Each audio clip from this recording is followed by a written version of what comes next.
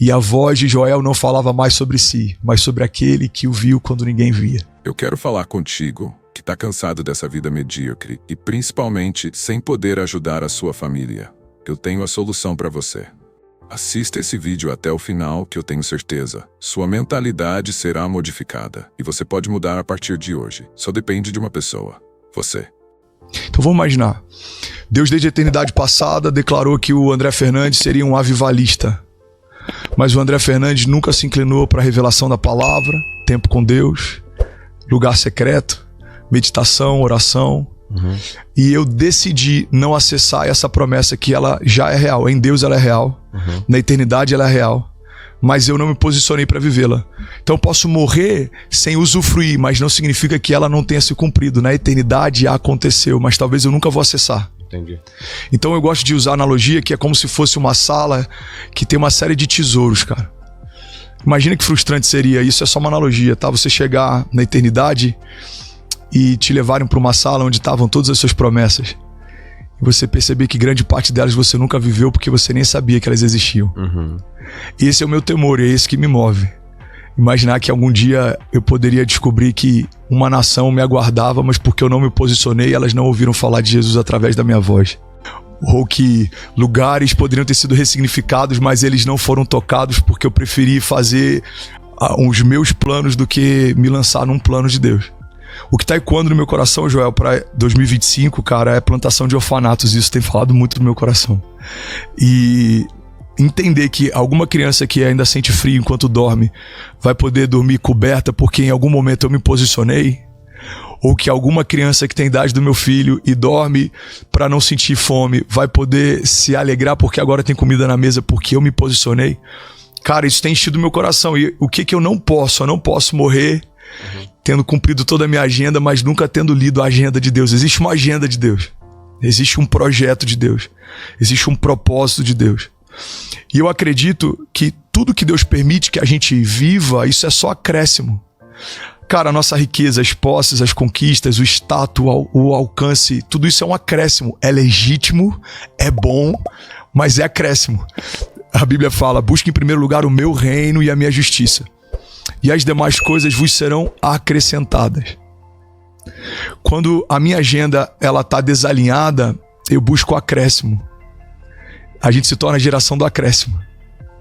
É como se o teu pai falasse, olha, se você comer tudo, tem sobremesa. E a gente vive correndo atrás da sobremesa e a gente tá, cara, morrendo de fome, a gente não se alimenta, a gente não... É como se o seu pai falasse, olha, se você fizer essa parte, no final do ano a gente viaja. E a gente tá o ano inteiro só pensando na viagem. Deus tá dizendo, busque em primeiro lugar o meu reino e a minha justiça. E as demais coisas, Joel, vos serão acrescentadas. Esse é o princípio da mordomia. Que se você quiser, a gente pode falar em algum momento ao longo do podcast. Você fica matutando dia após dia, minuto após minuto, se Deus tá feliz com você? Com as obras que você tá deixando aqui? Eu não diria que eu fico matutando, mas isso... Pergunta. É porque você falou uma coisa que me toca. Sim. Você falou assim, eu não vou conseguir dormir, eu não vou conseguir viver bem sabendo que eu poderia ter usado a minha voz, a minha mensagem para impactar mais pessoas. Eu tenho isso também. Eu tenho isso todo dia. Às vezes eu tenho a sensação que eu faço pouco. Você tem essa sensação? Total. Tá, então estamos alinhados no papo. Sem dúvida. Porque, e ainda bem que a gente tá alinhado nesse papo. A gente chega em muita gente, cara. Mas eu penso, mas tem muita gente que eu ainda não chego e eu preciso construir um caminho, uma ponte para chegar nessas pessoas que eu ainda não chego, porque é assim que Deus vai se alegrar comigo. Você tem essa conversa com você também? A tua zona de graça é essa. Por que você se preocupa com qual está sendo o destino final da sua voz? Porque você tem voz. Se a tua zona de graça fosse, talvez, sei lá, construção, você é um cara que constrói. Você tá vendo as chaves que estão sendo faladas nesse vídeo. Anota tudo.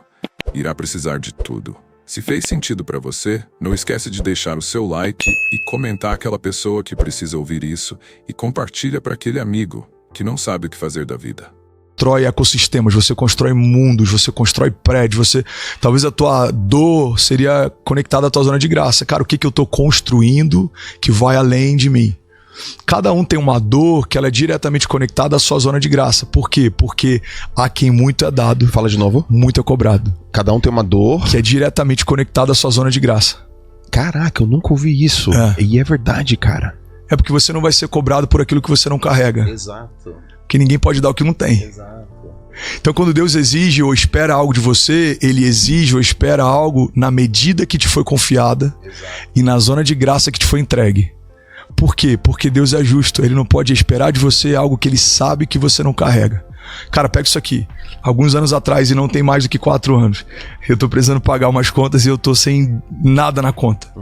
E aí eu lembro, caramba, tem dinheiro no cofre da Cessi, que é a minha filha mais velha, de 11 anos. Na época ela devia ter 7. E aí eu falo com a Kezinha, amor, eu vou quebrar o cofre da Cessi e depois eu compro outro e coloco de novo. Eu vou lá, quebro o cofre da Cessi, pego o dinheiro que tem e uso para pagar uma conta. Joel, por que eu sei que tem dinheiro no cofre da minha filha? Por que você colocou? Porque fui eu que coloquei lá. Por que o pai espera algo de você? Porque ele sabe o que ele depositou em você. Exato. Então, aquele que te deu o que você tem, aquele que te estabeleceu onde você está, ele sabe o que você pode. E é por isso que quando a gente fala, Deus, eu não consigo, e ele sabe que consegue, ele fala, você sabe que você pode mais. Você sabe que você pode mais. Qual que é meu entendimento? Fernandes, se for para fazer para você sabe qual é o seu limite. Se for para fazer para os seus filhos, você sabe qual é o seu limite. Não estabeleça para mim um limite menor do que os que você já estabeleceu para você. Então, se eu fico sem dormir para fazer um lançamento digital, eu posso ficar sem dormir para fazer algo para ele ou para ter tempo com ele.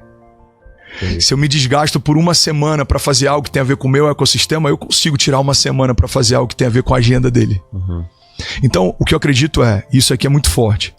Todas as vezes que Deus estabelece sobre um homem uma nova medida de prosperidade ou de autoridade, é estabelecida também uma nova medida de juízo. Eu preguei sobre isso algumas semanas atrás e o tema da mensagem se chama O Poder da Entrega. Você quer ouvir sobre? Eu posso falar em 5 minutos. Pode falar em 1 hora. Cara, eu tô dirigindo, voltando pra casa, e eu tinha acabado de participar de um projeto que se chama Legendários, na montanha. E eu vi alguns homens grandes da nação chorando com um pedaço de pão partido na hora do lanche, cara. E aquilo me impactou porque eu sei do backstage de alguns deles, eu sei como eles têm prosperado e o quanto que eles têm sido abençoados. Mas eu vi esses mesmos homens com um pedaço de pão partido na montanha, cara, chorando de gratidão.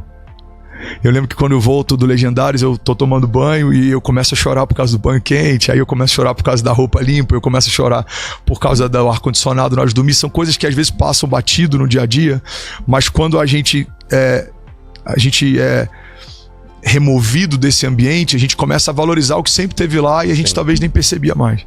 E eu tô dirigindo e eu começo a lembrar, eu falei, Deus, obrigado, olha a família que eu tenho, olha a igreja que eu lidero, olha o carro que eu dirijo. Jesus, olha onde a voz está chegando, olha o que o Senhor está me dando. Eu comecei. E aí Deus me deu uma palavra tão simples, cara, parece tão boba, mas para mim explodiu a minha mente. Deus falou, filho, lembra quando você ia comprar tênis na América? O teu budget máximo era $60. E você entrava de loja em loja procurando um par que fosse do seu número. E às vezes para comprar um tênis de $70 você se sentia culpado porque isso ia impactar o teu orçamento. Olha como eu tô te vestindo. Olha as roupas que eu tô te vestindo. Olha a casa que eu tô te dando. Aí Deus falou comigo, quando você era menino, você podia entregar como menino. Mas se eu te estabeleci como um príncipe, agora você precisa entregar como um príncipe. Porque quando eu aumento a tua medida de autoridade, eu aumento a tua medida de juízo. Joel, eu chego para a igreja e eu compartilho essa mensagem. E aí eu tiro o tênis e começo a pregar descalço. E aí vem um jovem e fala, ele me chama enquanto eu tô pregando e fala, pastor, eu tenho o mesmo tênis que você e eu calço o mesmo número que você. E eu queria te dar esse calçado. E aí ele me dá o calçado, eu falo, gente, acabei de ganhar esse calçado, ele não é mais meu. Eu tô ofertando para a igreja. Alguém compra esse calçado aqui para ofertar para a igreja? E alguém se levanta e fala, eu compro.